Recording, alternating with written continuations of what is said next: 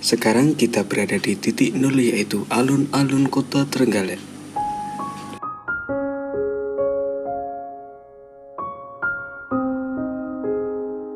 Langsung saja kita menuju ke lokasi pembangunan Dam Bagong yang hanya berjarak 7 km.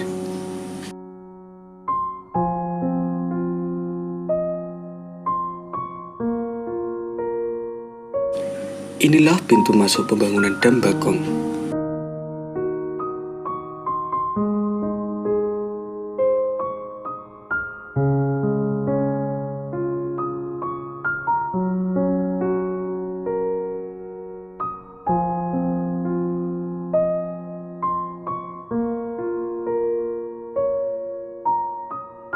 Di sana terlihat pihak kontraktor sudah melakukan pengerjaan di lokasi terdampak, yang sebenarnya masih dalam proses pembebasan.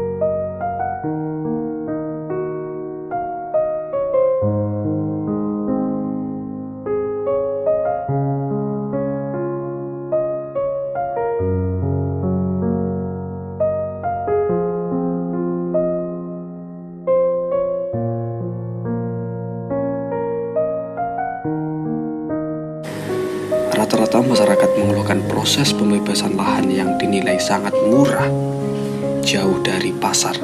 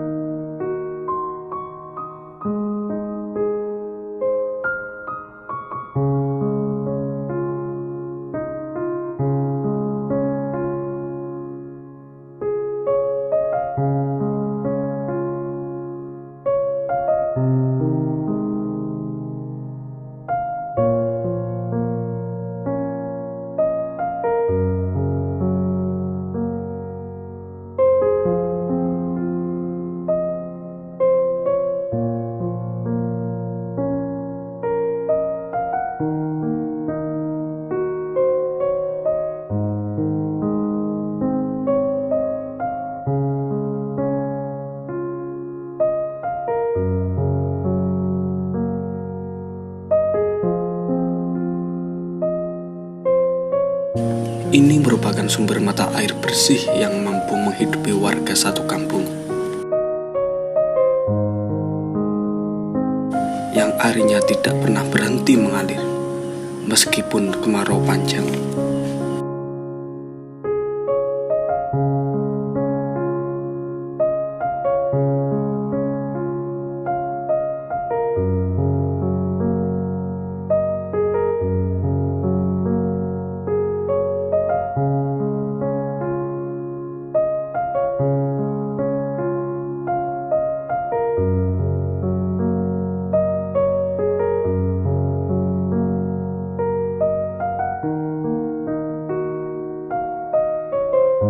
Sekumpulan anak yang terlihat sedang nampak bermain dan penuh kebahagiaan. Jangan sampai kebahagiaan mereka menjadi korban para bapak-bapak yang terhormat.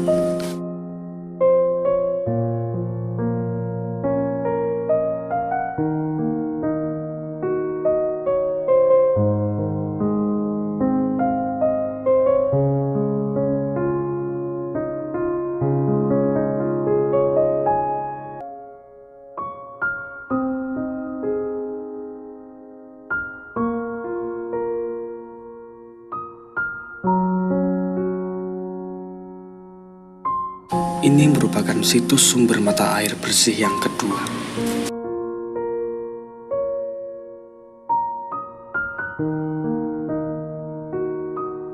Di sini tidak ada kata warga kekurangan air bersih. Hampir tidak ada lahan kosong, karena di sini semua lahan bisa diolah dan dimanfaatkan.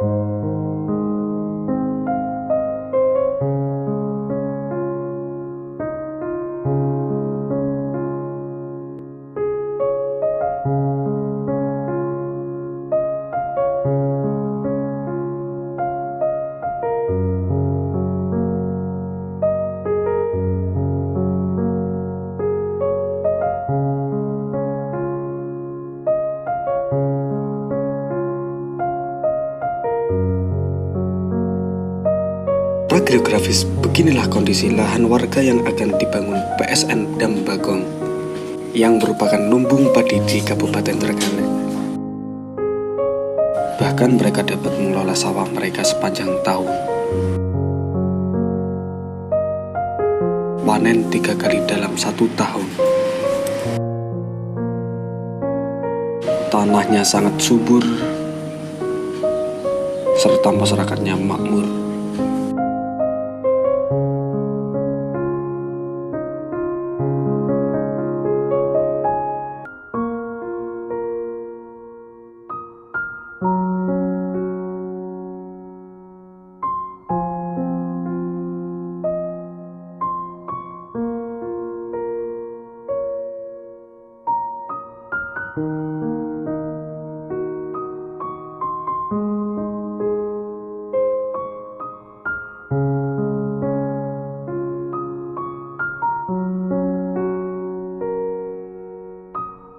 Beginilah kondisi perkampungan RT 1314 yang merupakan titik as atau titik konstruksi di bangunan tembok Dambagong.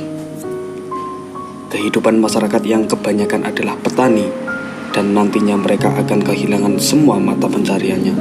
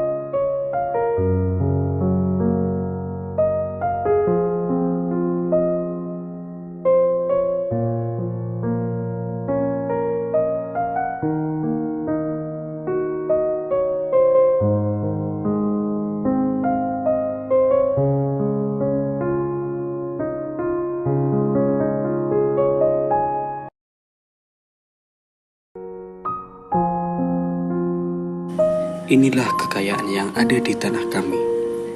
Antara lain batu bara, mineral logam mulia, bahkan emas.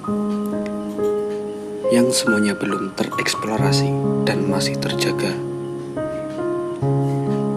Dari nenek moyang mereka sudah tahu adanya kekayaan lain yang terkandung di dalam tanah kami.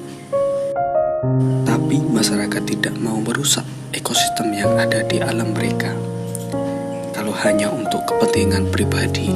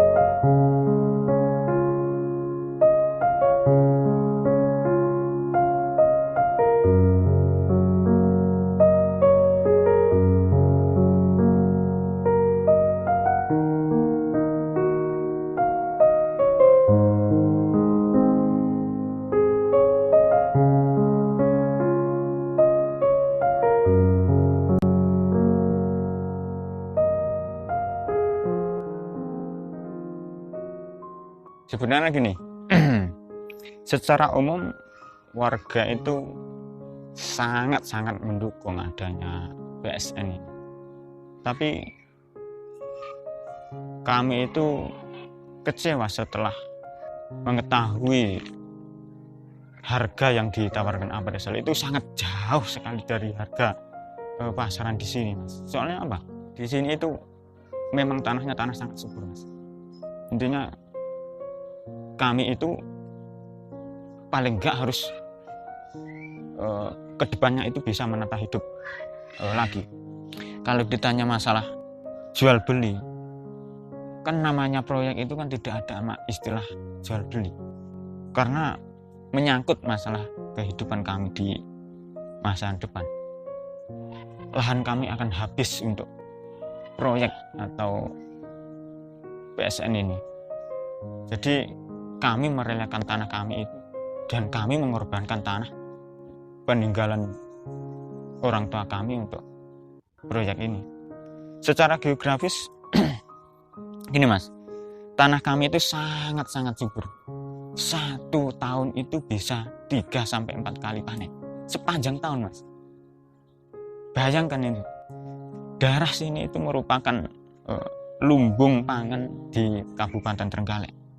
Dengan harga yang ditawarkan sekarang, jangankan untuk membangun rumah, untuk membeli tanah saja tidak cukup.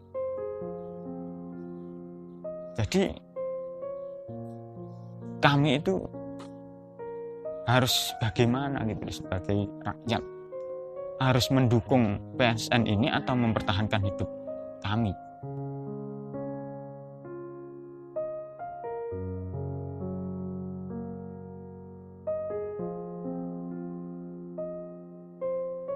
Sangat jauh dari harapan kami.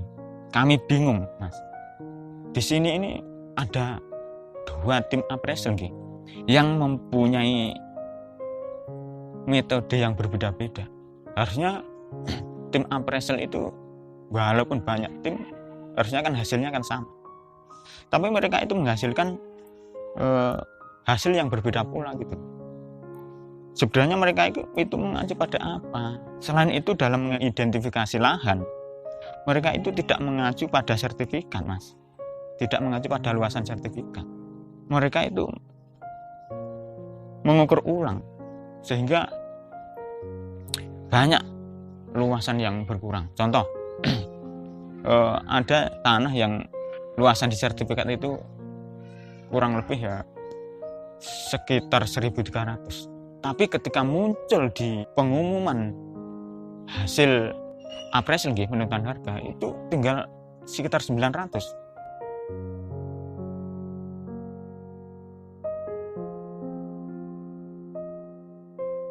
Kami warga RT 13 dan 14 khususnya ini yang tergabung dalam perkumpulan masyarakat Gria Mulya itu dari dulu sudah mengetahui dari nenek moyang kita dulu bahwa di bawah tanah kami itu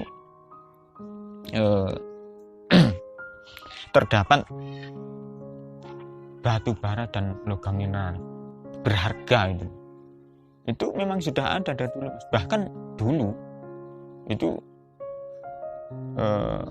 ada yang pernah yang mau menambang dan memang di hasil tes itu memang luar biasa mas. Mbok ya tim appraisal itu memperhatikan hal tersebut, tidak cuma tingkat kesuburan tapi ada nilai plus yang ada di lahan kami. Seandainya kami menuntut harga yang layak dan adil, itu pantas itu loh.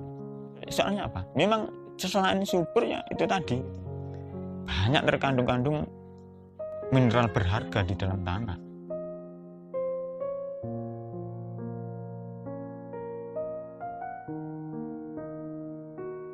Ini dari awal masih dulu ketika awal-awal kita itu dirayu mas oleh pihak pemerintah daerah supaya dengan adanya proyek ini PSN ini kita itu menyetujui penandatanganan lokasi gitu. Awalnya kita nggak mau mas, soalnya dari awal sudah kita jelaskan bahwa di sini memang sudah makmur. Walaupun kami sebagai petani gitu, kami merasa cukup lah sebagai petani dan sebagai masyarakat dalam masalah ekonomi. Jadi waktu itu kita menolak dengan adanya PSN, dengan iming-iming adanya rumah gratis, tempat relokasi gitu, terus harga yang tinggi. Kan di sini ada 2 proyek bendungan di Kabupaten Trenggalek itu, ada 2 proyek bendungan besar mas, namanya Bendungan Tugu dan Bendungan Bagong. Bahkan dulu pemerintah daerah pun pernah menjanjikan kalau harga di Bendungan Bagong ini harus lebih tinggi dari harga Bendungan Tugu. Soalnya dari kontur tanah memang sangat berbeda. Dengan adanya iming-iming tersebut, kami warga namanya ini PSN mas ya memang harus didukung. Kami tahu bangunan itu untuk kepentingan bersama. Tapi ya bangunan itu kan memang baik, tapi harusnya kan diawali dengan baik sesuai dengan slogan pembangunan. Bahasa Inggrisnya tidak tahu mas saya. Kalau tidak salah, satu pun tidak ada yang tertinggal.